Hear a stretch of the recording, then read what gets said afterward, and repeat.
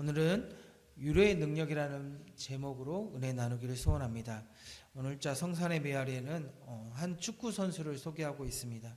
오래전 스페인 레알 마드리드의 한 축구 선수가 교통사고를 당해 심각한 부상을 입었습니다. 그 당시 그는 유명한 떠오르는 신인이었습니다. 장래가 누구보다 밝았습니다. 하지만 단 한 번의 사고로 그는 모든 것을 잃어버렸습니다. 물거품이 되고 만 것입니다. 동료 선수들과 함께 그라운드를 누비며 축구 선수로서 성공할 수 있는 기회조차도 사라진 것이었습니다. 그는 절망한 채 병실에 누워만 있었습니다. 하반신 불구였기 때문에 어느 누구도 그를 위로할 수 없을 것 같았습니다. 그리고 그 또한 어떤 말도 그에게 들려지지 않았고 위로가 되지 않았습니다. 그때 한 간호사가 그를 위로하기 위해 기타를 가져다 주었습니다. 기타를 건네받은 그 선수는 그때부터 전혀 다른 새로운 길을 걷게 되었습니다. 예상치 못한 부상으로 인해 축구 선수로서의 꿈은 접어야 했지만 그는 대신 아름다운 음색으로 전 세계 사람들을 사로잡게 되었습니다. 그것은 바로 병상에 누워있을 때 건네받은 기타라는 위로 덕분이었습니다.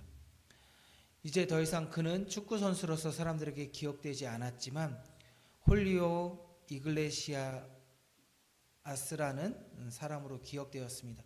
그는 라틴 팝의 이 황제로 불리게 되었는데요. 전 세계에서 가장 음반이 많이 팔린 5인 중에 한 사람입니다.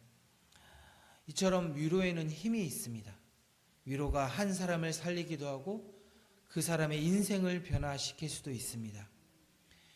오늘 소개한 이 축구 선수처럼 우리에게도 언제나 예상치 못한 어려움과 좌절을 겪을 수 있습니다. 그때 우리는 기억해야 합니다. 우리를 위로하시는 분이 분명히 계시다는 것입니다. 위로의 하나님이 우리와 함께 하신다는 것입니다. 하나님이 우리를 위로하고 계십니다. 지금 이 시간 어려움과 고난과 좌절 가운데 힘들어하고 계시는 성도님들 계십니까? 하나님이 여러분과 함께 하십니다. 위로의 하나님이 여러분을 일으켜 세우고 계십니다.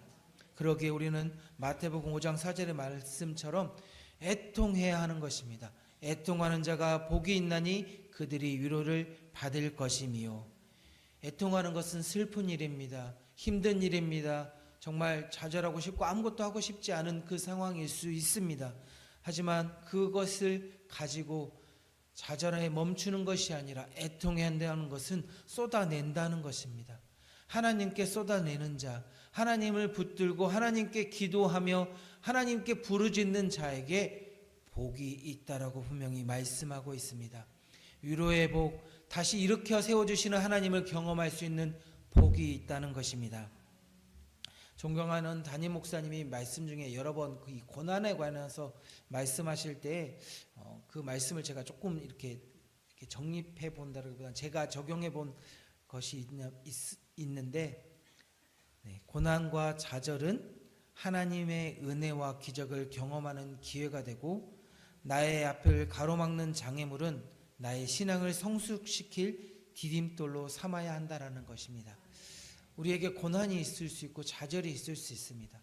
그것이 정말 하나님께 나아가는 축복의 통로가 되시길 예수 그리스도 이름으로 축복합니다.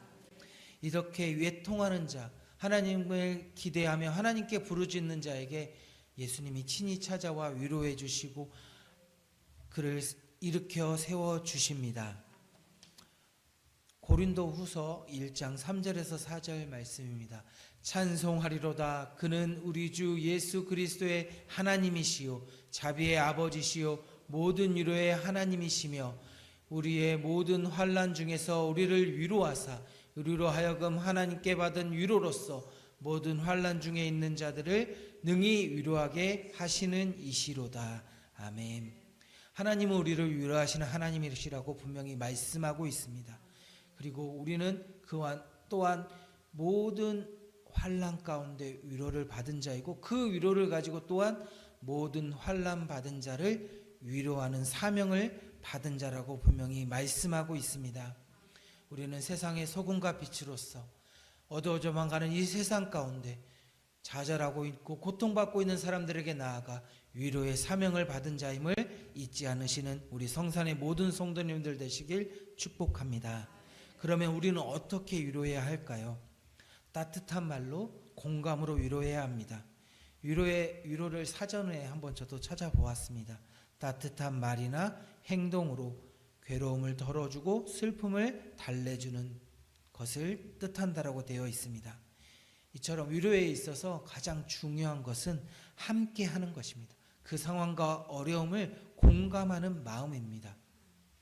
로마서 12장 15절에 즐거워하는 자들과 함께 즐거워하고 우는 자들과 함께 울라라고 되어 있습니다. 사랑하는 성산의 성도 여러분, 우리는 믿음의 공동체이고 하나님의 몸된 교회를 이루어가는 한 지체입니다. 그러기에 우리는 서로 공감하고 위로하고 서로를 세워야 될 사명자임을 기억하시길 축복합니다. 그래서 우리가 어떤 간증을 들을 때 은혜가 되는 것은 그것이 나 혼자만의 고민이고 나 혼자 받는 고난이 아니라는 것을 깨닫게 되기 때문입니다. 나도 어려움을 겪지만 그 어려움 가운데 하나님의 위로하심을 경험했다라는 그 간증을 들을 때 우리는 그 간증을 통하여 위로를 받고 또한 힘을 얻게 되고 그 사람을 통하여 우리가 힘과 능력을 얻게 됩니다. 고린도 후서에 보면 바울이 이 고린도 교회를 향하여 안타까운 마음으로 두 번째 편지를 쓰는 게 이 고린도 후서입니다. 그리고 그 편지를 디도를 통해서 보내게 됩니다. 오늘 그 고린도후서 7장 5절에서 7절 말씀 우리 같이 읽도록 하겠습니다. 우리가 마게도니아에 이르렀을 때에도 우리가 육체가 편하지 못하였고 사방으로 환난을 당하여 밖으로는 다툼이요 안으로는 두려움이었노라.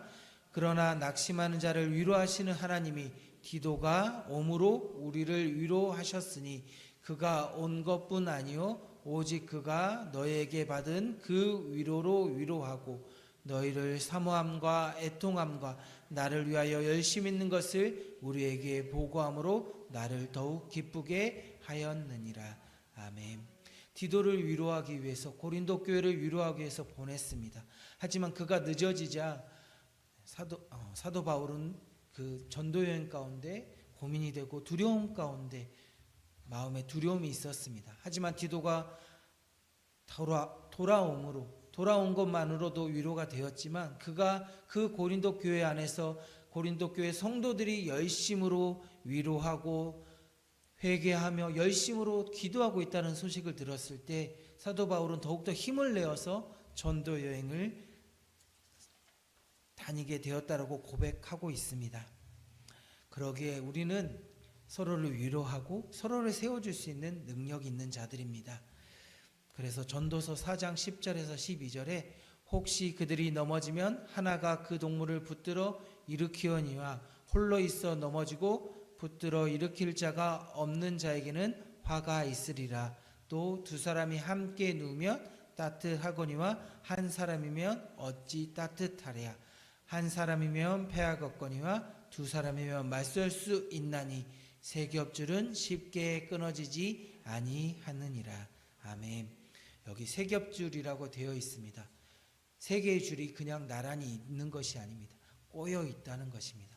연결되어 있다는 것입니다. 서로 세워주고 한 사람이 고난을 받을 때 그 고난이 한 사람의 고난으로 끝나는 것이 아니라 서로 세워주고 연결되어서 그 사람을 잡고 일으킬 때 쉽게 끊어지지 않고 넘어지지 않고 다시 일어날 수 있는 힘을 얻게 된다라고 분명히 말씀하고 있습니다. 사랑하는 성산의 성도 여러분, 위로는 능력이 있습니다. 하나님께서 우리를 위로하시고 그 위로로 나와 함께하는 지체를 위로하고 세우라고 분명히 말씀하고 계십니다.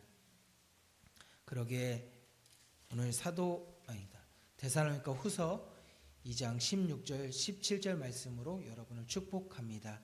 우리 주 예수 그리스도와 우리를 사랑하시는 영원한 위로와 좋은 소망의 이루 주시는 아버지께서 너희의 마음을 위로하시고 모든 선한 일과 말에 굳건하게 하시기를 원하노라.